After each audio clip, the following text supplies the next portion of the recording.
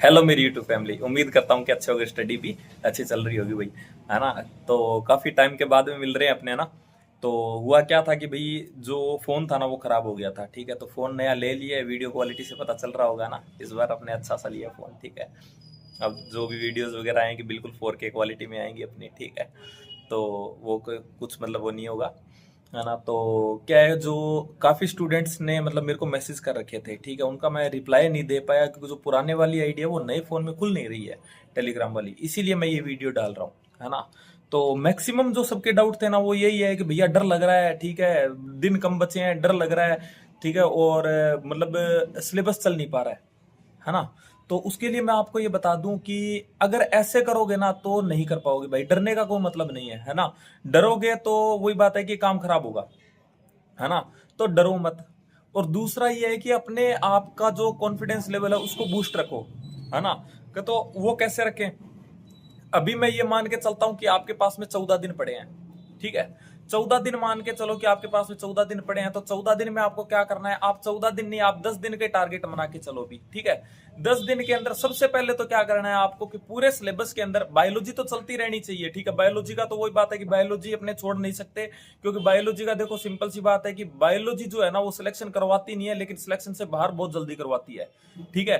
तो बायोलॉजी को तो रेगुलर अलग से टाइम दे ही दो, रात का टाइम अलग से दे दो, ठीक है। 3-4 घंटे, 2-3 घंटे, 4 घंटे आराम से दे दो उसको, ठीक है। रेगुलर करते जाओ तो बढ़िया से आप आराम से, मेरे को लगता है कि 15 दिन के अंदर, 12 दिन के अंदर आराम से बायोलॉजी निकाल दोगे, ठीक है। जिसकी अच्छी तैयारी है वो निकाल सकता है बायोलॉजी आराम से 14 दिन में, 15 दिन में आराम से कम मैं कहता हूं कि 2 से 3 बार निकाल सकता है, ठीक है। उसके अंदर भी अब क्या है कि जो मैं तुमको आपको बता रहा हूं कि जो पूरा सिलेबस है ना उसका एक क्या करो आप, मतलब इस टाइप से बनाओ कि जो आपको अच्छे हैं, है ना।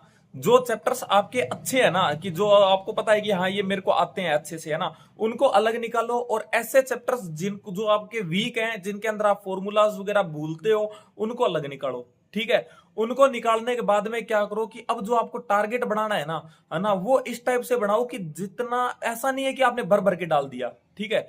10 दिन का टारगेट बनाओ, अच्छे अच्छे चैप्टर्स डालो, उसके अंदर कम डालो, ठीक है।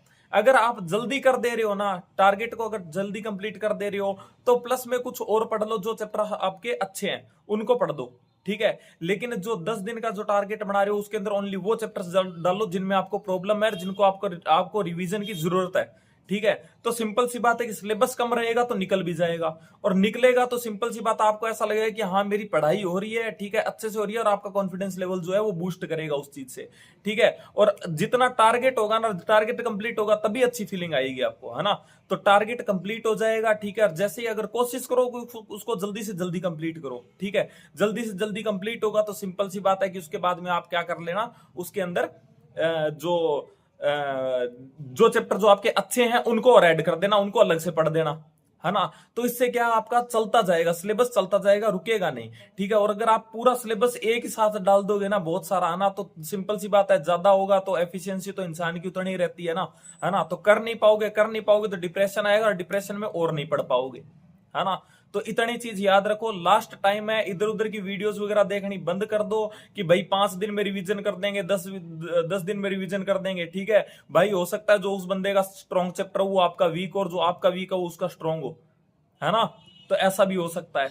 तो इसके अंदर अपने ऐसे नहीं कह सकते कि जो इंसान, जैसे कि अब मैं बात करता हूं कि मैं फिजिक्स की बात करता हूं, इलेक्ट्रोस्टैटिक्स की बात करता हूं, ठीक है। मान लो कि इलेक्ट्रोस्टैटिक्स का चैप्टर है, ठीक है, कोई बंदा आधे घंटे में निकाल दे रहा है उसको पूरे को, ठीक है, और किसी को पूरा पूरा दिन लग रहा है क्योंकि वीक है भाई उनकी, ठीक है। तो ये चीज होती है, ठीक है। तो आप ये चीज मत देखो कि मतलब किसी और के स्केड्यूल से आप खुद पढ़ लोगे, अपना खुद का एनालिसिस करो, ठीक है।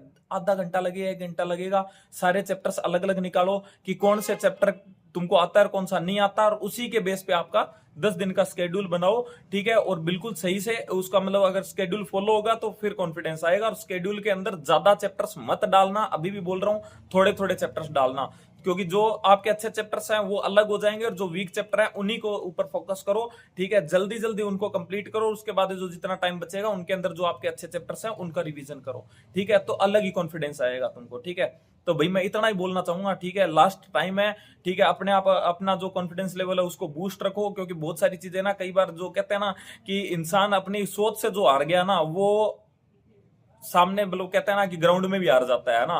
तो अपनी सोच को ना गिरने दो, और सोच के अंदर जो कहते हैं ना कि अपना कॉन्फिडेंस लेवल को बूस्ट रखो भाई, ठीक है। तो चलो मिलते हैं अब आई थिंक नीट के बाद, है ना। तो बाकी कोशिश करूंगा मैं जल्दी ऐसी छोटी छोटी वीडियोस जिनके अंदर गाइडेंस की है वो मैं डालता रहूं, ठीक है। लेकिन क्लासेस अभी नहीं हो पाएगी, क्लासेस अपनी नए सेशन से स्टार्ट करेंगे, ठीक है, और अच्छे से करेंगे सेशन जो स्टार्ट करेंगे, ठीक है। बाकी जो डाउट्स वगैरह हैं वो आप मेरे को वहां पे टेलीग्राम पे पूछ लेना, और पुरानी आईडी पे मैसेज मत करना, नई आईडी जो मेन आईडी है मेरी, है ना, उसी के ऊपर करना, जिसके ऊपर ऑनर लिखा हुआ आता है ना, उसी आईडी पे मैसेज करना, ठीक है। जितने भी आपके डाउट वगैरह है आप मेरे से वहां पे बात कर सकते हो, ठीक है। तो चलिए अभी मिलते हैं नेक्स्ट वीडियो में, तब तक के लिए बाय, और बेस्ट ऑफ लक भाई सबको।